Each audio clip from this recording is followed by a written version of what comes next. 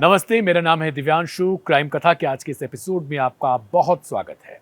पैसों की हवस हो या फिर राजनीति में एक बड़ा नेता बनने की भूख हो, ये दोनों जब जरूरत से ज्यादा आपके सिर और दिमाग पर हावी होने लगते हैं तो फिर उस इंसान को यह समझ नहीं आता कि वो गलत कर रहा है या सही कर रहा है। खुद को वो ब्रह्मा समझ बैठता है। आज की कहानी महाराष्ट्र के नांदेड़ की है। एक पिता की, एक उस लाचार बेटी की जो अब इस दुनिया में नहीं है, और दूसरी तरफ एक पंचायत के अध्यक्ष की। महाराष्ट्र में पंचायत के चुनाव होने वाले हैं।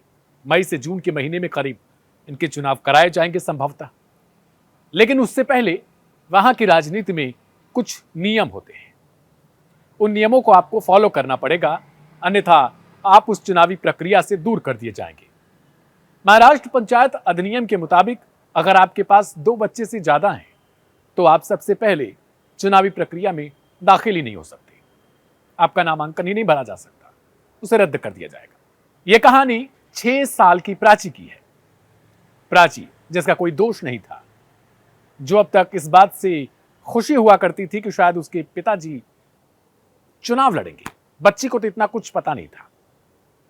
प्राची 2 बहनें थी, जुड़वा, और एक उनका 3 साल का भाई था। पिछले कुछ महीने से पांडुरंग कोंडमंगले, जो नांदेड़ के कैरूर गांव का रहने वाला था, उसकी मुलाकात मौजूदा पंचायत अध्यक्ष से होती है। गांव में प्रधानी का चुनाव आपने सुना होगा, देखा होगा, पंचायत चुनाव भी आपने देखे होंगे। उसमें जो मौजूदा सत्ताधारी नेता होता है या अध्यक्ष होता है या प्रधान होता है, उसकी सोच यही होती है। गांव में इसी चीज को लेकर मार चलती रहती है कि अगला जो बनेगा, अगर सुरक्षित सीट या इस तरीके की चीजें होती है ना कि सामान्य सीट है कि कौन सी है, तो उसके मुताबिक कैंडिडेट तय होता है किस जाति का लड़ेगा। और यही कारण जो है इस पंचायती चुनाव में भी होना था। सीट जब कुछ इस तरीके की आई तो मौजूदा जो पंचायत अध्यक्ष है उसने कोंडमंगले को सेट कर लिया। उसने कहा, तुम दाढ़ी बाल का काटने का काम करता था, नाई की दुकान चलाता था, तो तुम ये करते करते साथ में तुम थोड़े गरीब भी हो, तो लोगों को तुम्हारे ऊपर तरस आएगा। चुनाव तुम ही लड़ो, मैं तुम्हें सपोर्ट दूंगा। मतलब एक तरीके से अपना कैंडिडेट बना लिया। पांडुरंग बहुत खुश हो गया। पर कुछ दिनों के बाद उन दोनों के मन में ख्याल आता है कि भाई, तुम्हारे पास तो 3 बच्चे हैं यार, तुम चुनाव कैसे लड़ोगे? अब ये भी कहता है, दादा चुनाव कैसे लड़ूंगा आप बताओ। तो कहता है कि अब उसके लिए कुछ उपाय करने पड़ेंगे। अब एक पिता जिसके सिर पे हवस चढ़ चुकी है, पैसे की लालच की और राजनीति में उतरने की चाहत। सोचिए, कोई व्यक्ति, कोई इंसान कुछ इस तरीके से बदल जाता है कि जिसे सबसे ज्यादा प्यार कर रहा होता है, उसी की हत्या पर उतर आता है। पांडुरंग सोचता है कि क्यों ना अपनी बेटी को ही हटा दिया जाए। 2 बेटी हैं, 1 बेटा है, ऐसे मेरे पास 1 बेटी 1 बेटा हो जाएगा। तो वो कहता है कि दादा, मैं अपनी बच्ची को किसी को गोद दे देता हूं। जो मौजूदा पंचायत अध्यक्ष है उसका नाम है गणेश शिंदे। वो कहता है, यार अगर गोद दे दोगे तो तुम्हारा कागजी तौर पर तो तुम्हारे बेटी का जो है जन्म प्रमाण पत्र बना है कि तुम्हारे पास 3 बच्चे हैं, ऐसे तो तुम्हारी 3 ही बच्चे रहेंगे। कहता फिर क्या करें? फिर सोचिए, कहता दादा एक काम करते हैं, इसको ले चलते कहीं पे छोड़ देते हैं।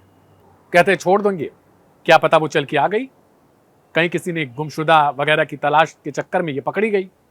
तुम घर वालों को क्या बताओगे, गांव में क्या बताओगे, कैनूर गांव में? तो कहता फिर क्या करें, आप ही बताइए। कुछ दिन की बातचीत के बाद कहता है, काम करते हैं, अपनी बेटी को किसी तरीके से लेकर, तेलंगाना का एक सीमावर्ती जिला है निजामाबाद, नांदेड़ से करीब करीब सटा हुआ है इलाका। कहता है अपने राज्य में छोड़कर ना तेलंगाना में ले जाकर इसे फेंक दो। एक सागर नहर पड़ती है वहां पर। अब एक पिता सिर्फ इस लालच में कि वो कल को एक नेता बन जाएगा और खूब पैसे होंगे, खूब नाम होगा, लेकिन सोचिए उस रिश्ते को खत्म करने के बाद उस नाम का क्या लेना देना रह जाता है। इसलिए 29 जनवरी को सुबह सुबह एक बाइक थी, मोटरसाइकिल थी, उस पर अपनी बेटी को यह लालच देकर बैठा लिया कि चलो तुम्हें कुछ सामान दिला कर लाते हैं। और कुछ इस तरीके से छिपकर निकलता है कि गांव वाले देख ना पाए। अन्यथा अगर कभी बातचीत होगी कि बेटी कहाँ है तो ये कह सकता है कि मुझे नहीं पता कैसे गायब हो गई। और अगर देख लेंगे कि लास्ट टाइम बेटी तुम्हारे साथ देखी थी तो इसी के ऊपर शक गहरा जाएगा। ये लेकर जाता है, पर ये भूल जाता है कि जब आप कोई गलती करते हैं ना तो शायद ऊपर वाला देख रहा हो, नीचे वाला भी देख रहा हो, और यही वहां पर होता है। निजामाबाद में कुछ किसान अपनी खेती का काम कर रहे होते हैं। ये उसी नहर में ले जाकर अपनी बेटी को जोर से धक्का देता है। 6 साल की प्राची तड़पती है और आवाज जो है वो, चूंकि ऊपर से धक्का दिया था तो आवाज बहुत किसी के जंप करने की आई। ऐसा लगा कि कुछ फेंका गया पानी में। ये वहां से फरार हो गया। जो किसान थे वहां पर खेती कर रहे थे, उन सब ने देखा, वो आवाज सुनी और वो दौड़कर पहुंचते हैं वहां पर। लेकिन जब तक वो पहुंच पाते तब तक वो प्राची दुनिया छोड़कर जा चुकी थी। प्राची तो आजाद हो गई, लेकिन अब जेल की सलाखों के पीछे उसका पिता, जो अभी कुछ दिन पहले ऐसी सोच लेकर घूम रहा था कि घर में खूब पैसा ही पैसा होगा और मैं एक नेता बन जाऊंगा और फिर धीरे धीरे ऐसी सीढ़ी डक करता जाऊंगा। पांडुरंग की उम्र 28 से 29 साल करीब बताई जा रही है, लेकिन उसने पैसों की हवस की भूख में अपनी बेटी को मार दिया। 6 साल की बेटी। इसके बाद सवाल उठने लगते हैं कि क्या जिस तरीके से माहौल बनाया जा रहा है कि वो 5 बच्चे पैदा कर रहे हैं, तुम 10 बच्चे पैदा करो, वो इतने करें तो तुम उसका दोगुना करो, ये इस देश को किस तरफ लेकर जाएगा। 3 बच्चे इस हत्यारे पिता पर भारी पड़ रहे थे और वो उसकी लालच थी उसके लिए। तो जब हमारे देश में ऐसे कानून मौजूद हैं और उसके बाद अगर इस तरीके की कोई उकसावे वाली चीजें करें लोग, कितने बच्चे पैदा करो उतने करो, कुछ लोग इसी कारण से उसे बहुत अपना ध्येय समझ लेते हैं। लेकिन कुछ लोगों को यह समझ आता है कि अगर इतने बच्चे पैदा तो कर लेंगे, पर पालन पोषण कैसे होगा। अब तेलंगाना की पुलिस जो निजामाबाद की है, उसे शव की सूचना मिलती है, वहां पर पहुंचती है और देखती है तो चूंकि बहुत जल्दी का शव अभी फेंका गया, मतलब बच्ची को फेंका गया था, तो इस वजह से सड़ी गली अवस्था थी नहीं। तुरंत उन लोगों ने फोटो कैप्चर किया, अपने राज्य के साथ साथ सीमावर्ती राज्य के कुछ जिलों में उस फोटो को भेज दिया गया और बाद में पता चला कि ये पांडुरंग की बेटी प्राची है। निजामाबाद की पुलिस स्थानीय पुलिस को संपर्क करती है, राज्य की नांदेड़ पुलिस महाराष्ट्र की, और वहां पर पहुंचने के बाद पांडुरंग को हिरासत में लिया जाता है। अब चूंकि वो कांड कर चुका था, उसने अपराध किया था, तो उसके चेहरे के हाव भाव भी अलग हो चुके थे। उससे जब उसकी बार बार बेटी का नाम लिया जाता है, उसका शव दिखाया जाता है, तो वो टूट जाता है। उसने बता दिया कि साहब मैं लालची बन चुका था, साहब मैंने बहुत बड़ी गलती की। मुझे लग रहा था कि अपने रिश्ते को ख़त्म करके मैं बहुत पैसा कमा लूँगा, मैं बहुत अमीर बन जाऊँगा, मैं बहुत कुछ हासिल कर लूँगा, लोगों के बीच मेरा नाम हो जाएगा। लेकिन वो सब कुछ ख़त्म हो गया, क्योंकि नाम तो दूर की बात, पैसे तो दूर की बात है। अब जेल की सलाखें, वो भी अपनी ही बेटी की हत्या का अपराध।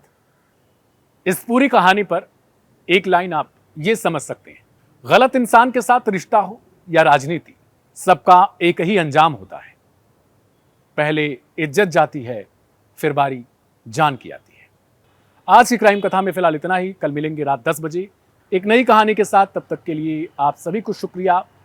शुभ रात्रि। अपने परिवार और अपनों का खूब ख्याल रखिएगा। नमस्ते।